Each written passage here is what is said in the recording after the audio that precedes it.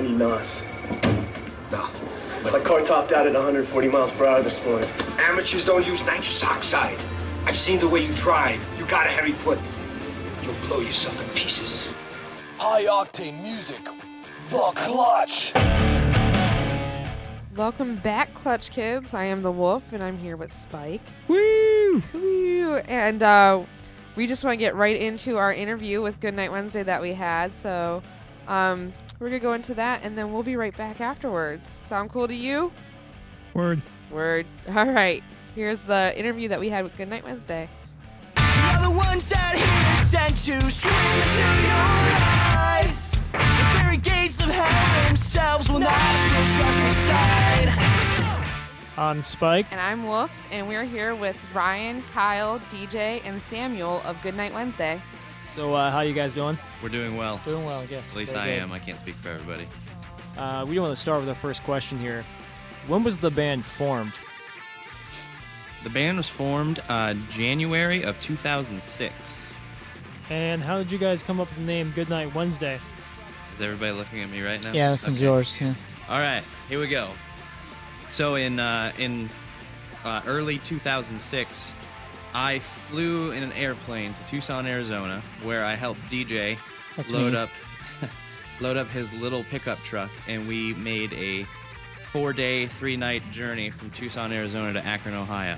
And on the way, we talked about everything that our band and ministry was going to be, everything we were going to represent, our look, every little detail, except when we got all the way back to Akron, we didn't have a name. So we wanted it to be equally as meaningful, so we were trying to pour through the Bible, find something that would have some kind of meaning, but everything just sounded really cheesy and nothing that we wanted. So we were a little disappointed, and eventually we got so frustrated that we realized that it's not the name that really gave meaning to the band, it's us that gave meaning to the name. So long story short, we just rented a bunch of movies, and we were watching The Addams Family, and Uncle Fester said goodnight to his niece Wednesday, and that's the long and short of it. Goodnight Wednesday came after that. I guess I'm curious with the Arizona and Ohio connection, like how did you guys meet up? All right. The story to that is, I DJ. That's me. Played in a band in Tucson, Arizona, from like 1996 all the way up to like 2004. DJ's old. Yeah, and I grew up in this church with these guys, and we played in a band for a while, and then we broke up, and then I decided that I was not finished trying to pursue this. So I did a lot of praying and searching for a band, and eventually my searching led me to the state of Ohio, a place I've never even thought of. And that was the only band I could find on the internet that matched the ministry and the style that I was looking for. And after doing some internet discussions and phone calls and whatnot, I eventually bought a plane ticket to fly out there to meet the three guys in the band that were already in a band at the time called Without a Trace. And I flew out there to visit with them for 3 days to see if we had any kind of connection or gelled together as musicians, or what our friendships could be like. And we jammed for a little while, and then I flew back home and decided that I wanted to leave everything I knew left behind and move to Ohio to join this little band that had like nothing at the time going for themselves except for their talent. And we didn't, they weren't big at all, but it just seemed like they're the right guys for me. And so in January 2006. I flew Ryan out to my house, and we drove back together. So in forming the bands, what are some of your musical influences that you have? Infinite list. Yeah, that's pretty large. Okay, what are like the top few? All right, we'll just do like a couple from each band member because they each contribute. For me, a lot of my songwriting and everything comes from growing up listening to bands like Bad Religion, and I was always a big Green Day fan. And punk rock was always the genre that I knew that I was going to be a part of for probably the rest of my life. For myself, I would most definitely would have to say the band Dogwood and the band like Slick Shoes and MXPX. Those are the bands that I just grew up listening to every day. How about you, Samuel? For me, it's pretty much anything with good solid harmonies, mostly Reliant K at the end. Kyle? I think I'm with Ryan with Bad Religion and MXPX. a plethora of punk rock, if you will. I mean, I would say those are the highlights for me anyway, so I'm glad you guys said that. I was surprised no one said the Ramones. I do like the Ramones a lot, but I didn't discover them until I was a little bit older and a little bit more mature. So I think of your music as like a mix of, Bad Religion with like, My Chemical Romance, but, not terrible. That's good to know. Ouch. Done the right way. You're like a band, but you're good.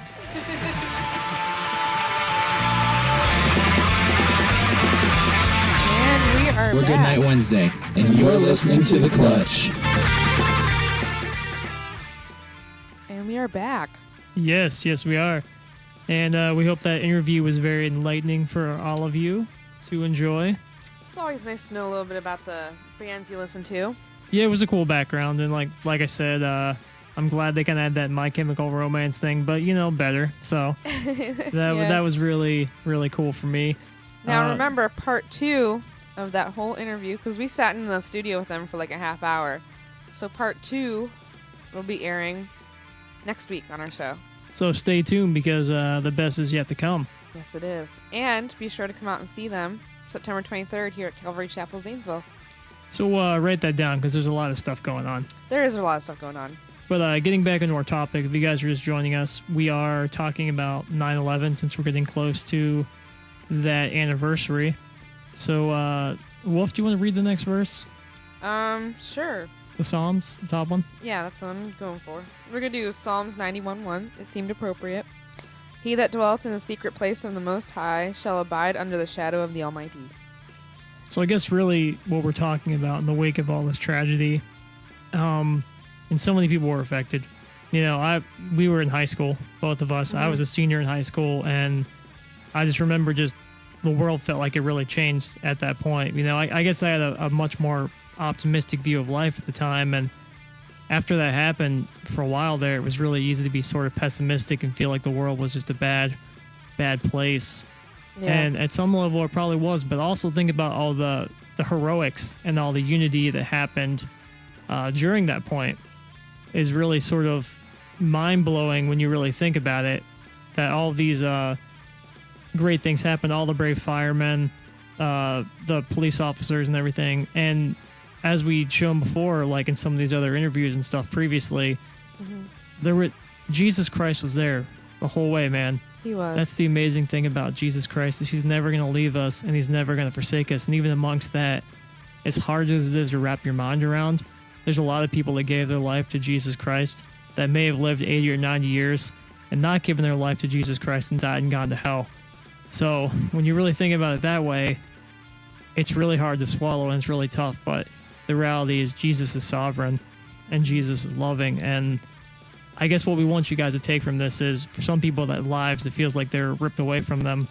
For those of us that have life and can continue on, as Christians, let's spread that love and let's give that to other people, and let's show them the path.